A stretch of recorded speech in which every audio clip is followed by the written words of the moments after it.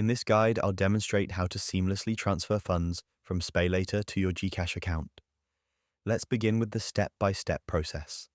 First, launch your GCash mobile application and sign into your account using your credentials. Once you've successfully logged in, navigate to your main balance screen. Here, you'll locate the Cash In section. Tap on Bills within this section. Next, you'll see various payment categories. Select Others from the available options. Now scroll through the comprehensive list of service providers until you find SPayLater. Tap on the SPayLater option to proceed.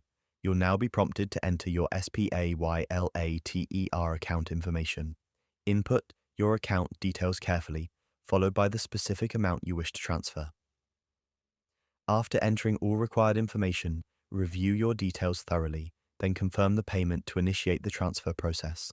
The system will process your request, and upon completion, your specified amount will be successfully transferred to your GCash account.